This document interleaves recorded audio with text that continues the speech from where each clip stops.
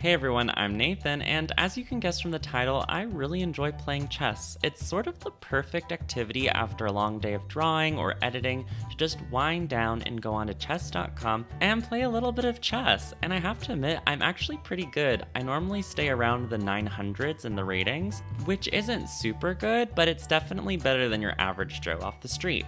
But it didn't used to be like that. When I was really little, I actually was really bad at chess. My grandfather would try to teach me. I wasn't exactly the best student. To be honest, I found it kind of boring and difficult, and I was like, I don't think I'm smart enough to play chess. Did love the aesthetic. All the pieces looked so cool, and I grew up watching the Tim Burton Alice in Wonderland movie, which had all of these crazy little knight soldiers. But it wasn't until lockdown in the middle of the pandemic when The Queen's Gambit started playing on Netflix, and she was just such a hot girl playing chess and a boss, and I wanted to be a hot girl playing chess who was a boss. So in honor of that, I decided for today's challenge, I'm going to turn all of the pieces in chess into hot girls, starting with the pawn. So one thing that you need to know about chess is that every single piece has its own little superpower, and when you first start out, it is a little confusing, but the more and more that you play, the more that you understand this game is like very romantic. Like there's always a narrative that happens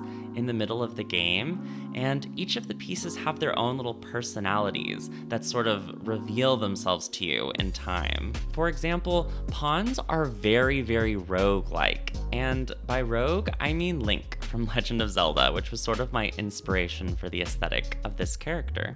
And I wanted to give each of the hot girls a cool weapon to sort of represent each of the pieces' abilities. I gave pawns a shield because they're excellent defenders. Whenever you need a piece to be protected, you need to hook them up with a pawn. They're also just the shortest piece, so because of that, I made them like a little short, and I wanted her to have sort of this cross between Link from Legend of Zelda and Captain America, you know? So not only can she use the shield to protect others, but it has that sort of sharp edge at the bottom that she could use to whack, because they are offensive pieces. When you get your pawn pushed in just the right position and you're able to capture with it, it is such a satisfying feeling.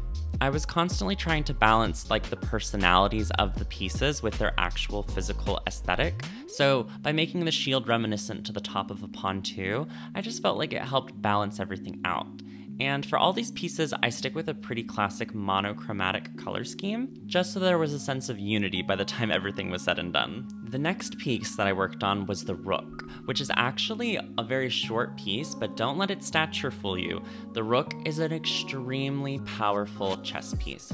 Each of the pieces actually have a point system for how powerful they are.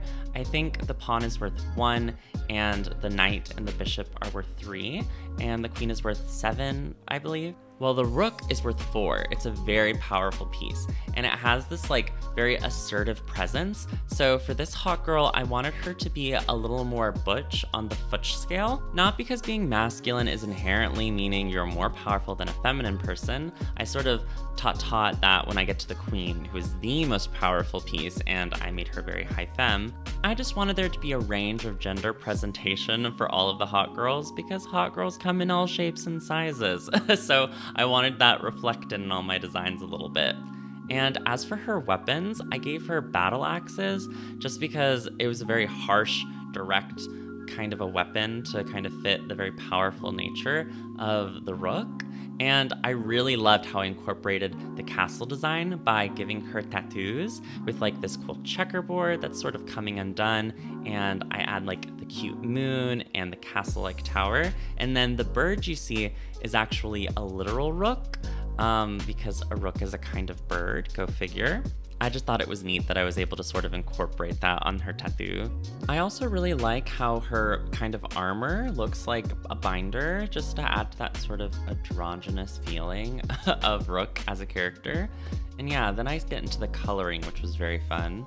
I keep with that monochromatic color scheme, and I sort of based it off of the pieces of these actual chess pieces. You know, they can come when they're plastic as like either very harsh white and black, but a lot of times with wooden sets, it is these natural brown and cream color tones. So I sort of stick with that, and I'm glad that I did because I feel like it would have been a little less impactful if I would have just stuck with like strict black and white. So I finish up doing the coloring and then I add the highlights to the hair, and I just don't overthink it. We keep it very simple before we get on to our next piece, which is the knight. Now, the knight is a really fun piece because she has the ability to jump over other pieces. Now, like the reasoning behind this is because if a knight is on a horse, then, you know, like if there's a galloping motion, it would be able to jump over literal people. But I didn't want to do that. I felt like just making this a horse girl was a little bit too on the nose. So I chose to only incorporate like the idea of a mane into the hairstyle of her. So there is a sort of horse reminiscence with the kind of braid that goes back and then the long ponytail. You know, it's literally called a ponytail, and then she does have a very long face. But besides that, I don't incorporate any other horses in the image, and I sort of give her a Greco-Roman style dress because I feel like it kind of fit the theme, and because I had the idea of giving her winged sandals, which is very Hermes, very Greek, so that she'd be able to fly literally over other people when she's battling them. And I gave her a lance because jousting, because horses. So yeah, she, as a character, if you would just show her to someone, I don't know if they would know that she was inspired by chess, let alone by the piece, the knight. But I didn't mind that so much. I thought it was completely fine because it's my challenge and I make up the rules and I can do whatever I want. And I was really happy with her design. I sort of kind of broke out of the mold. Like, I felt that I kept a lot of the same design sensibilities with both the rook and the pawn, and this is when I really start allowing myself to be more creative and kind of pull from different kinds of aesthetics. Yeah, it was just really giving myself permission to think outside of the box and do whatever I want. After that, we have the bishop. This was actually the piece I was most excited for. The bishop is definitely like a spellcaster. If I made everyone very grounded, the closest thing that I could think of would be like a person with a gun, like a rifleman, because there's a very sniper-esque quality, especially when you first start playing chess. You just don't pay attention to the bishops and they swoop out of nowhere and like annihilate you. But I didn't want to draw guns because why would I put myself through that? Instead, I went with a spellcaster, so I gave her this really cool cloak and I gave her this like long hair that sort of fits into this collar and then a messy kind of like half up bun hairstyle. So it really does look like the shape language of the initial piece. And with her hands, you know, she just looks like she's about to cast a spell. And I absolutely adore how I used negative space to make her actual body be very ambiguous. It just made her look more magical, along with the third eye. You know, that's not normal. Yeah, so she just was very spooky, very magical, very about to blast you into another dimension. And finally, the pièce de résistance, the queen. Now, the queen, like I said before, is the most powerful piece in chess. She can literally go in any direction, and she's just a major powerhouse. So I gave her swords, which is the most kind of romantic and traditional weapon, but I made her a dual wielder just to really kind of get across this idea that she was really powerful. And initially, as you can see, the pose was more dynamic than I end up changing it to, because she does have this like regal quality, and she has this stillness that just stares down the board. And then when she finally does move, it's like, oh my gosh, the queen has entered the arena. It's go time. She just has this vibe of like, you know, technically speaking, 2 rooks are worth more than 1 queen. So if 2 of my rook designs came at this woman, it would be obviously like they would win, but just her eyes and her power and her presence, just vibes alone, you know, you're not gonna bet against her immediately. Like, she's not gonna go down without a fight, and if those rooks make one like false move, she will annihilate them totally, and it will not be, you know, a fun day for them. And yeah, I also just really loved giving her like these little touches of armor. I they're really pretty. It was fun drawing like the reflections on them to make them look like metal. And I didn't want to give her a crown, but I just sort of gave her these like sparkly diamond motifs in her afro because royalty, yeah, it just kind of elevated her a little bit, but I really enjoy how she came out.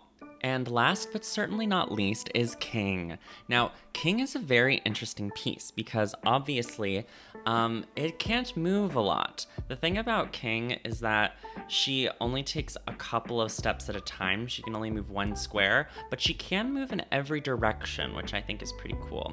But the biggest thing about her is like the point of chess is when you're trying to capture the king, you can't actually kill the king. You can only capture her. And so because of that, she has this very unstoppable vibe. So I gave her, I don't know, just this very big presence. I made her a little more masculine than Queen, obviously, because I just felt, you know, with a name like King, I think her gender presentation would be a little more masculine, but actually just very androgynous. Like she still has a little bit of this feminine energy going on. And I just gave her a dagger because she isn't the most powerful of the pieces, but when she kills, it's up close, it's personal, it's very intimate. And yeah, that's all of these designs, and I guess here they are all together.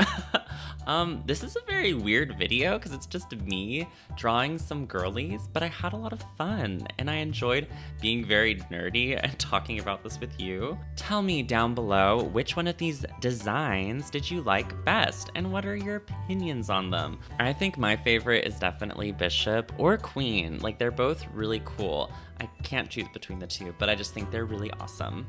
If you liked this video and you want to support the channel, make sure you like and subscribe. But if you really want to help support, check out my Patreon link in the description, where for just $4, you can have your name in the end credits. And speaking of end credits, here they are now.